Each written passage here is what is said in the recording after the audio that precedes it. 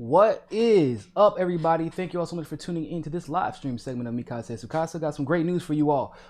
Tulsi Gabbard is doing Tulsi Gabbard things once again.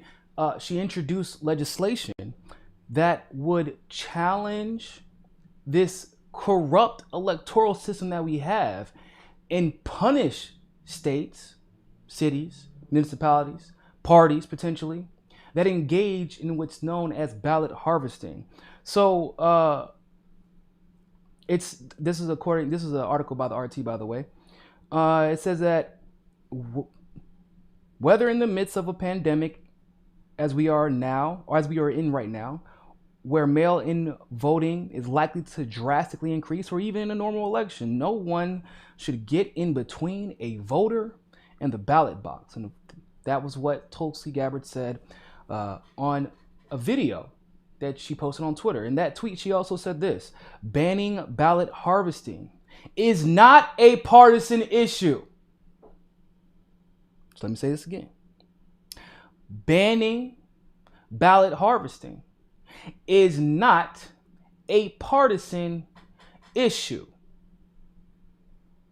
It's been used and abused in states like North Carolina and California, which of course we reported on as Pasta and Johnny chased mail-in ballots across the state, or absentee and provisional ballots across the state, and it's ripe for fraud. That's why I introduced HR 8285, the Election Fraud Prevention Act, with Rodney Davis to protect the integrity of our elections and our democracy. Now, of course, because we've been hearing from one side of the aisle, the Democrats are going to steal the election via mail-in ballots, which is not unrealistic. But of course, on the other side of the aisle with the Democrats, we've been hearing what? That Trump is actually the one who is trying to suppress the USPS, defund the USPS, even though that was a process that had already been started under the Democrats, by the way. But they're blaming Trump and saying that it's actually Trump and the Republicans who are actually trying to rig. Well, I'm here today, ladies and gentlemen, to tell you it's both of them. Okay? Now, unsurprisingly enough, Tulsi Gabbard was able to work with a Republican congressman who felt the exact same way she did. She joined Thursday with Illinois Republican Congressman Rodney Davis to introduce the bill that would block federal funding to states that allow ballot harvesting, letting paid activists canvass neighborhoods to gather mail ballots and turn them in on behalf of voters. There have been documented abuses with ballot harvesting, including a North Carolina case that led to an election being nullified and redone. And by the way, if I recall, that North Carolina case was actually a Republican primary. So it actually completely it just changed the entire landscape of North Carolina's race. It was about maybe a year and a half, 2 years ago. So the article goes on to say, but Gabbard is running afoul of the Democratic Party's position on election fraud. The Democrat-controlled House has actually blocked all efforts to ban ballot harvesting. While party leaders and their mainstream media allies have argued repeatedly that major voter fraud is a myth, they should say election fraud, because this is specifically addressing election fraud, not voter fraud. And they also say, of course, that Donald Trump's attacks on the susceptibility of mail-in voting to foul play are quote-unquote unfounded. Now, Gabbard directly contradicted that message in her tweet, saying that ballot harvesting is ripe for fraud and poses a serious threat to the integrity of our elections. She added that abuse is something that has actually happened and we've actually seen in recent elections, which is all based in fact. Now, unfortunately, this doesn't go anywhere near as far as her Securing America's Elections Act, but that's because if we pass her Securing America's Elections Act and of course subsequently pass this piece of legislation, it would all be great. Like, all of it together would do exactly what it needs to do, where we would only have to plug in little holes in between, right? But of course, that's not what we're seeing happening, because the Democrats refused to vote for the Securing America's Elections Act, which was introduced by Tulsi Gabbard. By the way, AOC didn't even mention it. Bernie Sanders, unfortunately, did not mention it. Our progressive allies, for the most part, did not mention it. So now we have, once again, we're in a situation where everybody is worried about the potentiality for fraudulent behavior that benefits one party or another. And they, as Tulsi pointed out, it has benefited both parties. This is merely saying we're going to try and make sure that people don't just take mail-in ballots and do whatever the hell they want to with them, that there is a verifiable chain of custody. That's not controversial. You get what I'm saying, people? It is not controversial to want to protect your vote. Everybody out here, you'll see a lot of people, athletes, celebrities, obviously politicians. They will tell you over and over again, vote, vote, vote, vote, vote, go vote. Voting will work. Vote. You want to solve the problem. I know you have all this problem with the system, right? All these problems with the system that you were voting in. Because all those people that you voted in, of course, at least the options that you were aware of, are part of the system. So then you vote in the people who created the problems with the system to save the system.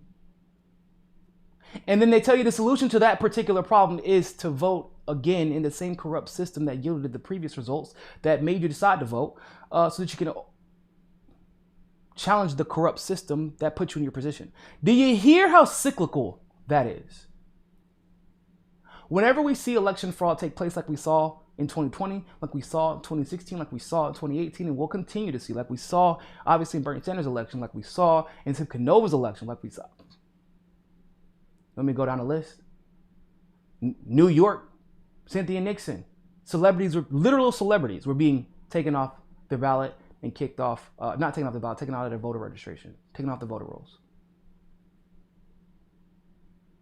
So all this happens, and what do they always say? They don't say, let's address the problem so that the next time we can actually get the candidate that we want. They say instead, just go vote. Go vote again. Voting will solve your problem. Of course, go vote. But also, maybe, make sure your vote counts. Maybe that is also a solution that we should probably explore.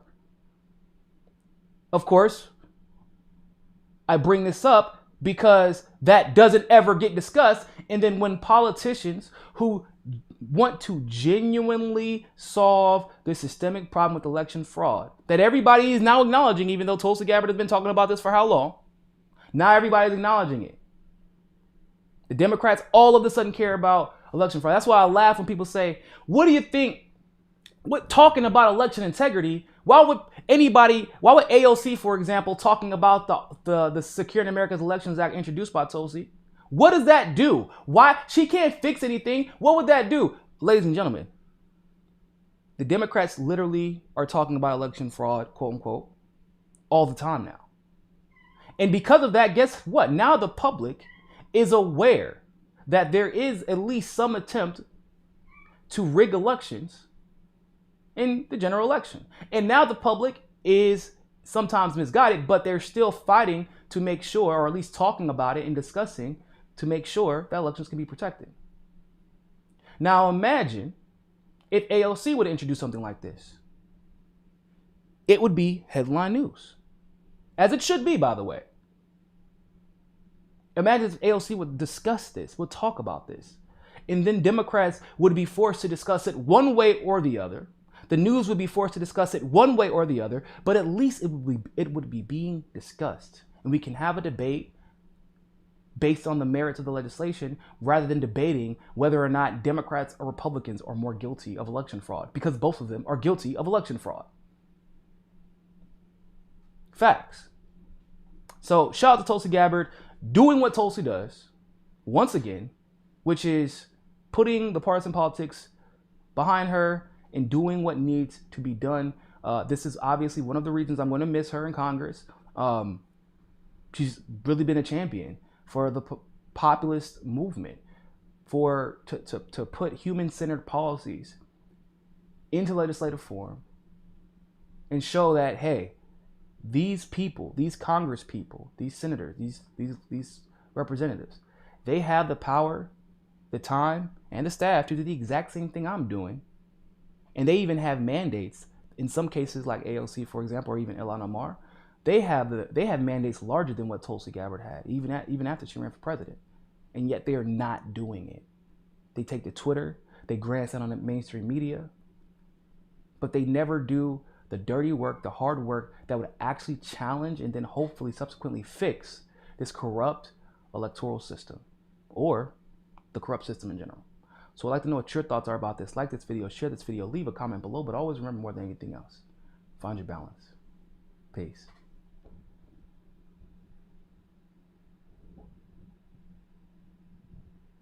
If you like that segment of Mikasa Sukasa, don't forget to like the video and smash that subscribe button. Want access to members only live streams, behind the scenes footage, and other premium content? Well, you can endorse us on Rockman Premium, become a patron through Patreon, or you can sign up for the MCSC Premium membership through YouTube.